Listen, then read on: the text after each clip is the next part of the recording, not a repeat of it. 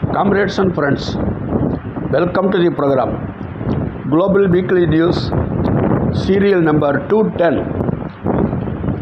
First we go to North Korea. After 1995, there were massive floods in North Korea that not only wiped out a lot of agricultural base but also its electrical grid. At the same time, North Korea was under US sanctions. It was diplomatically isolated because the Soviet Union had fallen and along with the Eastern Bloc. There were a lot of difficulties that were endured by the people of North Korea. This point was 30 years ago, right? An entire generation has passed and you can't actually have 30 years of famine in any country. The first nuclear test was done in 2006 and then in the period between 2013 and 2017, when North Korea was making both significant military advancements and also significant economic advances as well. Western media propagated for a long time that North Korea is suffering from famine, hunger and poverty. Recent articles in New York Times and Wall Street Journal to praise the economic success of North Korea. The articles describe North Korea as a booming economy full of skyscrapers, Chinese electric vehicles, smartphones, modern restaurants, etc. They attribute this success to North Korea's partnership with Russia and supplying Russia with munitions during the Ukraine war as well as trade relations with China. In 2024, shortly after the expanded trade with Russia began, they initiated the 20x10 Rural Development Plan. It is essentially a plan to transform the rural sectors of the economy through massive investments in 20 rural counties and cities each year over the next decade. They have constructed 113,000 new homes in more than 2,000 rural communities. There was a summit between China's President Xi Jinping and Kim Jong-un, North Korean President, last month. They held a 2-day summit in Pyongyang. This marked the 65th anniversary of the signing of their mutual defense treaty. Item number 2, comrades. 2 large earthquakes in Venezuela.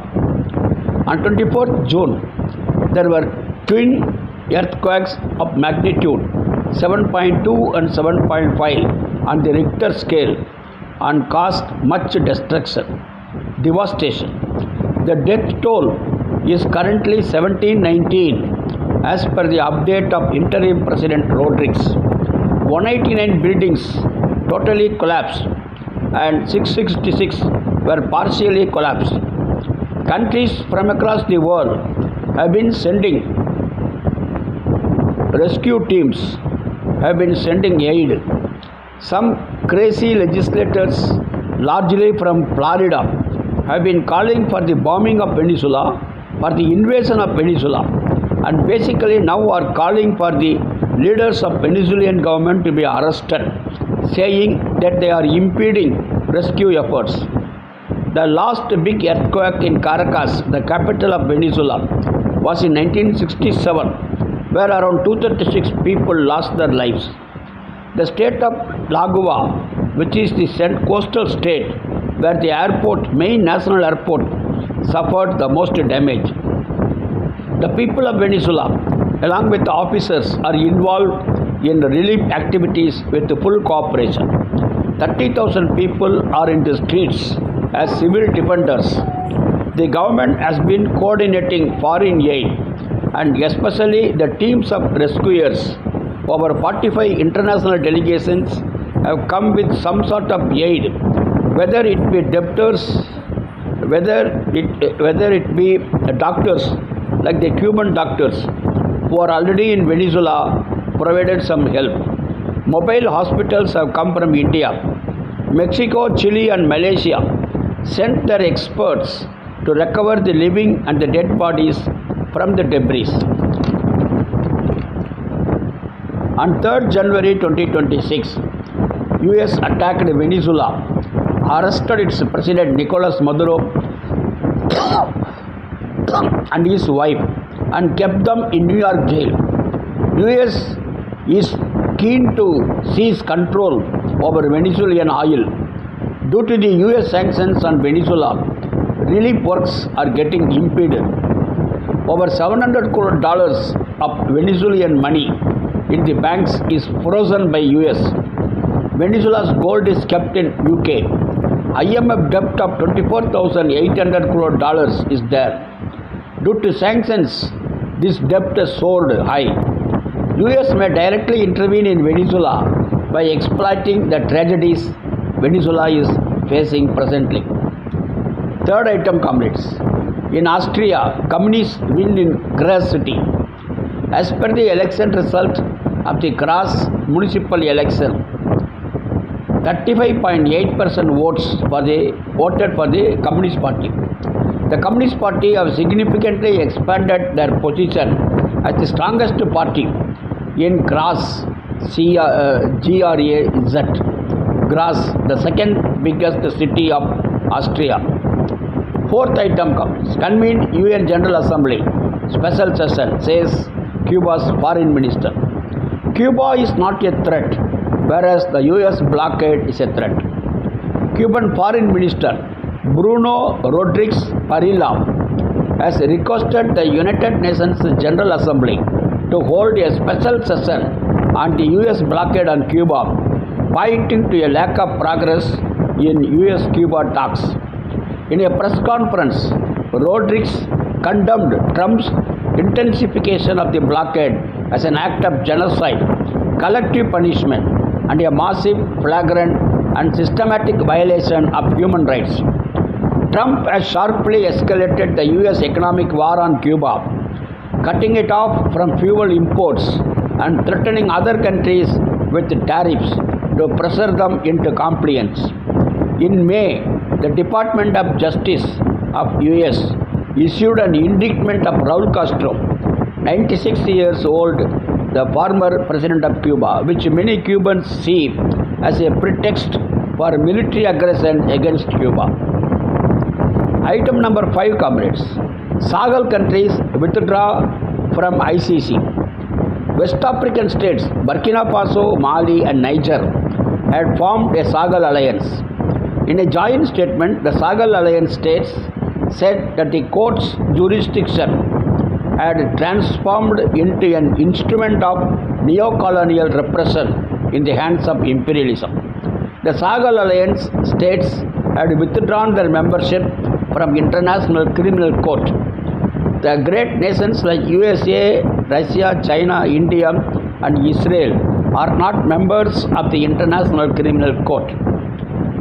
Sixth item, comrades. US attempt to use Syria against the Hezbollah of Lebanon. US President Donald Trump announced mid-June that he discussed with Syrian interim President Ahmed al-Shara the possibility of Syria's military intervention in Lebanon to disarm Hezbollah. Trump claimed that by tasking Syria with this mission, he aims to stop the mass killing committed by Israel during its attempts to dismantle the Lebanese resistance movement. Syria's al-Shara dismisses Trump's proposal for military intervention in Lebanon. Item number 7, comrades. Dangers to environment due to data centers. Data centers and the artificial intelligence boom are causing a massive environmental crisis. These facilities strain local water tables, gobble up vast amounts of electricity, and threaten ecosystems. Around the world, over $13,000 crore worth of data centers projects have been delayed or cancelled as communities protest this rapid resource extraction. Item number 8, comrades. transportation of children from USA. Under Trump's administration, 750,000 children are going to be deported to their own countries. There are no lawyers to argue on behalf of more than half the children in the courts of Immigration and Customs Enforcement Wing of USA. Item number 9. The task before the next United Kingdom Prime Minister. Jeremy Corbyn, the former United Kingdom Labour Party leader and now independent MP, gave an interview. Jeremy Corbyn said, "A good thing an incoming Prime Minister could do is recognize that Britain has been and is, I believe, complicit in acts of genocide. The government has been pushed into the back foot about weapons supplies, and the issue that needs to come out is one. The continuation of the supply chain for the F-35 jets, 15% of which have components of which are made in Britain, and very seriously, the question of endless overflying of Gaza and the information collected from that overflying, which seems to me to have been sent to the Israeli Defense Forces and assisted them in their bombing targets. These are very, very serious issues.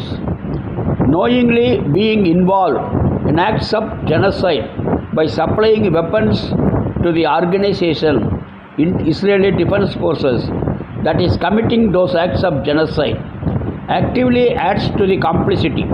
So I think the very least the UK government could do so to set up inquiry and to do what previous Tory government did, which was set up the inquiry with the Falklands War. I think there needs to be an examination. How did we end up in a position that we are supplying weapons, knowing that they are going to be used to bomb hospitals and schools in Gaza? Item number 10, comrades. US National Nurses United a solidarity to Cuba. On 1st July at the Capitol, National Nurses United, global health partners, and the members of Congress gathered to demand an end to the blockade on Cuba. The spokeswoman of the largest nurses union in the United States gave an interview thus: Cuba has taught us what solidarity is. They have created alternate systems to address crisis, whether economic, to climate, to healthcare. Cuban healthcare workers are known for their medical innovations and for training and deploying doctors around the world. The US sends bombs, Cuba sends doctors and nurses, and yet US administration has pressured other countries to expel Cuban healthcare workers. The most cruel recent US policy is starving Cuba of oil. Cuba produces only about 40% of the crude oil it needs. US threatens any country supplying oil to Cuba. The UN human rights experts have characterized this as energy starvation. In human terms, 32,000 pregnant women are at a heightened risk because fuel shortages have disrupted access to ultrasounds to neonatal wards. Healthcare workers are manually squeezing rubber bags to restart ventilation for newborns during daily power outages. 30,000 children have not received their scheduled vaccines on time because refrigerated transport cannot move vaccines from warehouses. The fuel is gone, but the vaccines exist. This is not collateral damage, but collective punishment. History will not forgive silence. So we must be loud in what we say and how we act. It is time to build up a foreign policy of collective humanity that prioritizes people and the planet, and it is time to lift the blockade on Cuba. Thank you. Item number 11, comrades.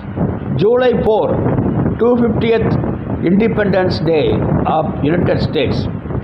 250 years ago, on 4th July, United States was founded on genocide of indigenous people and with the slavery of African Negroes. Trump is staging a massive America freedom at 250. It is a military spectacle. It is a military spectacle. There is going to be kind of a mass-like fireworks show and military flyovers. But in Philadelphia, just north of Washington, veterans and active service members are going to be in the streets rejecting Trump's agenda of endless war and rejecting the authoritarianism policies that he is imposing in the US. The Center for Conscience on War and War About Faith, Veterans for Peace and other organizations are organizing a rally in Philadelphia on 4th July. Mike Brainer is the executive director of the Center on Consciousness and War. He is a US Army veteran. He has given lot of details in his interview with Breakthrough News Channel. A big thrust of these 250th commemorations are in a lot of ways a celebration of Trump and Trumpism. There are going to be hundreds and hundreds of veterans, mostly young veterans who got out of the military very recently, along with many military families, including those who have loved ones deployed overseas right now. The veterans are rallying around the core demands of ending militarization at home, immigration and customs enforcement being on US streets, and the domestic deployment of the National Guard. The rallies will be demanding an end to the endless wars, the war in Iran, potential war with Cuba, the military actions and the impunity with which they exercise abroad needs to end, and calling for real investment in US communities. The military budget of 1.5 lakh crore dollars that could be used to give a future and a brighter life for so many suffering people of USA. The bombing of the Minab Girls School in Iran. US still refuses to cooperate in giving truth about what actually happened there. US operation in Venezuela killed over 100 people. In Guantanamo prison, detainees who were brought by immigration and customs enforcement from US communities are treated very worst. Public opinion is turning against the war. A significant sector of the military not only opposed to the wars but taking steps to refuse to take part in those wars. Lastly, comrades, All India Kisan Sabha calls for ABG burning movement on 22nd July. All India Kisan Sabha calls for nationwide APG burning on 22nd July against imperialist free trade agreement. The AIKS calls on all units to assemble on 22nd July evening and burn effigies of US President Donald Trump and India's Prime Minister Narendra Modi, opposing the planned signing of the free trade agreement that endangers Indian farmers and sovereignty. The capitulation of the RSS BJP-led union government to US imperialism is unprecedented in the history of India. The surrender of the union government is unprecedented. All India Kisan Sabha requests all working people and patriotic sections to join the movement against the surrender to imperialism. All India Kisan Sabha warns the union government that if the free trade agreement is signed, an intense struggle will be launched. Apart from militant struggle against it, there is no other way in front of the toiling peasantry. Thank you, comrades. Lal Salam. See you next week.